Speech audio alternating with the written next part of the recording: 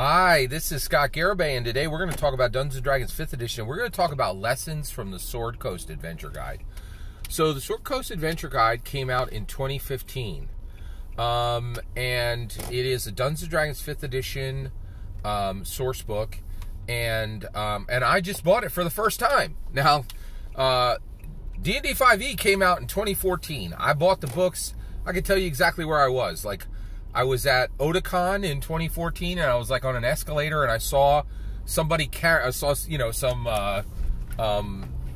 some anime geek carrying the brand new 2014 guide. And I was like, oh my gosh, I got to get that thing, right? And I ran home and bought it, right? And so Dungeons & Dragons has been 5th edition, been out for 7 years, and I have never owned the Sword Coast Adventure Guide. Now, I have interacted with the book. I've played many Dungeons & Dragons 5th edition games with many different tables, and this was given to me, and so I was like, oh, you should use this background from it. And so I used it, and I kind of looked through it and stuff. This is the first time I've owned it, and I've given it a good read through, and looking at it now, I can see in real time how Wizards of the Coast made some of their decisions, right? So let's talk through this, because I think there's a lot of lessons from the Sword Coast Adventure Guide, and I want to talk about those lessons right now. So basically, so first of all, let's talk about this. I think that Sword Coast Adventures Guide is considered a failed source book by Dungeons & Dragons 5th edition. I don't think it delivered what they wanted, right? Now, first of all, one of the things is it's a collaboration between Wizards of the Coast and Green Ronin, right? Now, the reality is, so basically, Wizards of the Coast does not do collaboration with Green Ronin right now. They're like, oh, thank you very much, no thank you, we don't want more, right? And so the fact that they're not doing books with them right now is kind of a big deal, right? It's a big deal to determine what is actually happening in the game and what's not, right? So basically, I think it's really fascinating that Green Ronin made this book with them, and I think they might have done one or two other books with them, but at this point, Dungeons & Dragons 5th edition is not collaborating with other companies except Critical Role. They are collaborating with Critical Role, and I mean on source books. They are absolutely collaborating with many companies on merch, right? But source books aren't merch. They're canon, right? They're resonance, right? I know resonance is its own thing. You know what? I got to define that in my defined terms glossary. So just note to self, sorry. So basically, I think this is good. This is a failed source book, right? I don't think that Wizards of the Coast got the return they wanted out of this book, right? So I looked at this thing, and first of all, I'm in a weird space now, and I just kind of want to explain my bias, right? So right now, I'm in an incredibly blessed space where I have a really robust, healthy Dungeons & Dragons group. We just had a major, campaign-ending event. Everybody swept back into the fold. Social abrasions and cuts are being healed, right? And we're brothers in gaming, right? And we're putting things back into place. And actually, I have a Sunday game. It's incredibly robust. I'm super blessed to have it. My friend groups my friends are coming from there, and I'm growing relationships in that game, and I'm accomplishing many of the goals I want to accomplish for Dungeons & Dragons in actual play. I'm just really, and here's the thing, right? Last year, I completed my collection of Orange Spine Easleys. Every single Orange Spine book, every single Dungeons & Dragons 1 ebook that came out, I think it came out between 1983 and 1987. 12 books, they all have the orange spine, you've seen them, right? And they all have a Jeff Easley cover, right? So last year I spent $600, I got all 12 books, it took me 4 months, right? Now, I'm taking very seriously moving toward a full collection of Dungeons & Dragons 5th edition hardbacks. Now that is a Herculean task, because it is 30 books. It's a lot of money, a lot of time, and but as I'm collecting these books, one of the things I have to admit to you, I'm about transparency, right? I'm telling you there's a right way and a wrong way to play Dungeons and Dragons, right?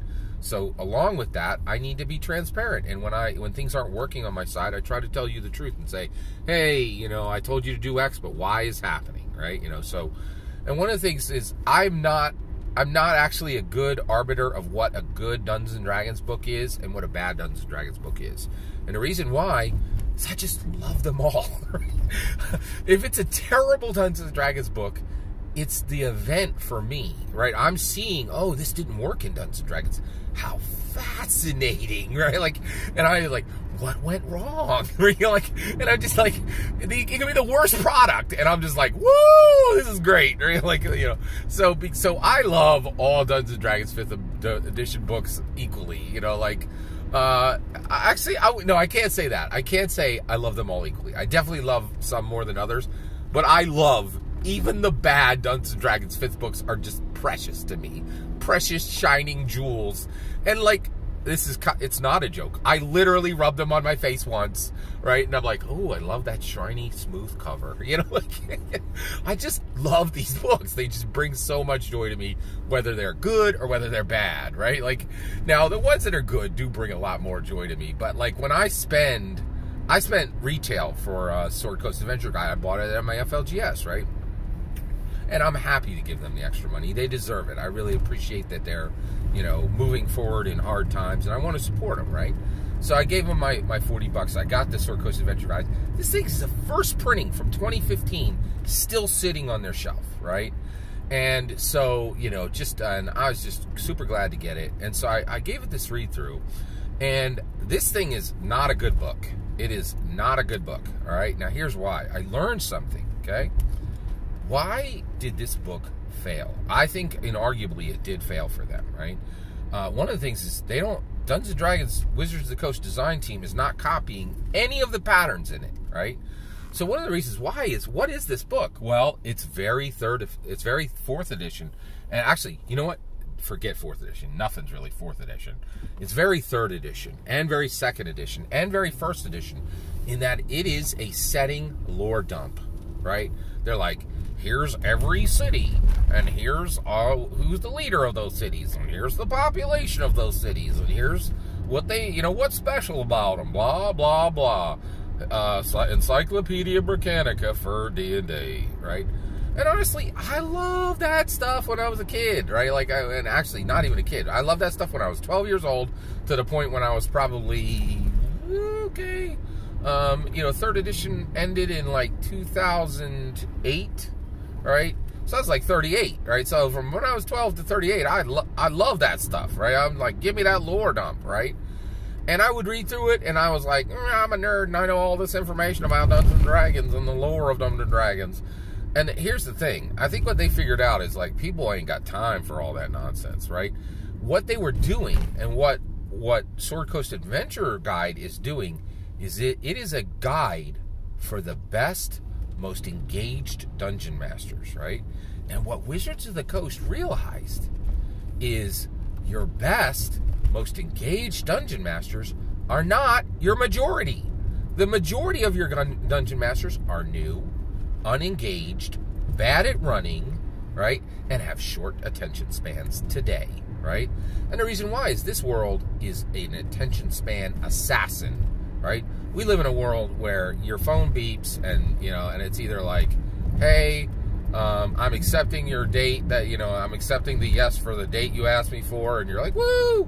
Or it's like, hey, we're breaking up, or it's like, Bitcoin $70,000, or it's like, you know, like, oh, like, something big happened with the president, like, you know, like, just like, your phone beeps and the world changes. Like, attention spans are crazy short compared to what they used to be, right?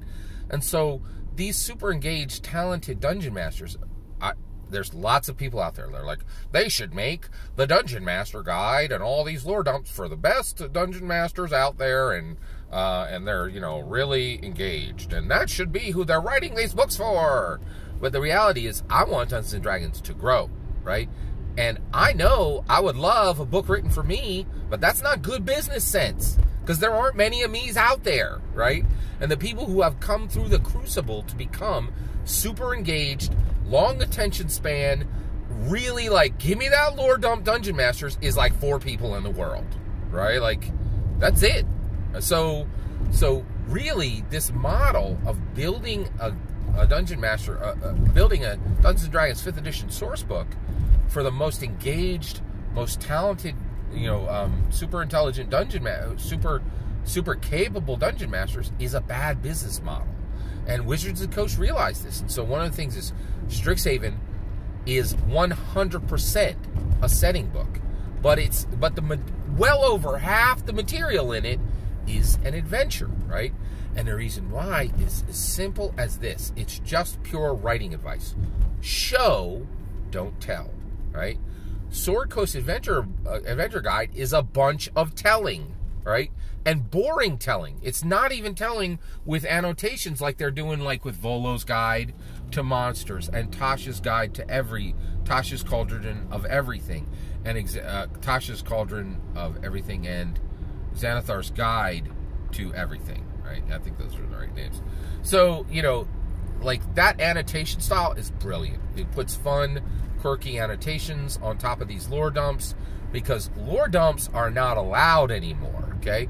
And so what Strixhaven is doing is it's doing this super smart thing where it's saying, we're not going to tell you we're not going to tell you a bunch about all these locations. We're going to take you there in the beginning, in the middle of an adventure. Now, incredibly engaged, skilled, experienced Dungeon Masters are probably never going to run the adventure in Strixhaven, but they are going to read it, and they're going to pull out what they need, right? They're going to pull out the clear, the catalysts, the things that cause change, the locations, the artifacts, the entities, the non-player characters, and finally the relationships between those things. The relationships between the entities and the locations, the relationships between the locations and the artifacts, the locations between the entities and between the artifacts and the entities, right? It's clear, right?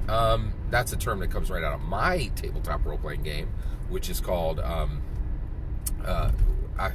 that comes from which is called Freight Train Onyx. You can get it for free. It's over on itch.io, and it's also on Drive-Thru RPG, right?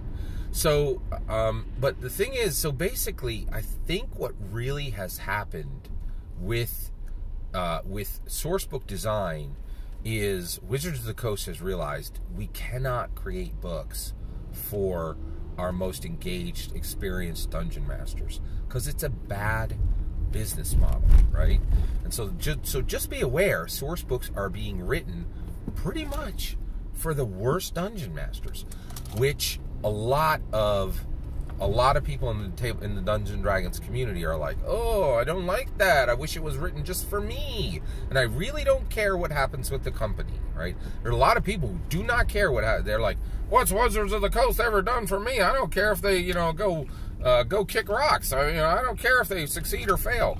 Not understanding, like, this is like, okay, there are people who are divorced from Dungeons & Dragons. They've run off to, like either D&D then versions or D&D not versions, right?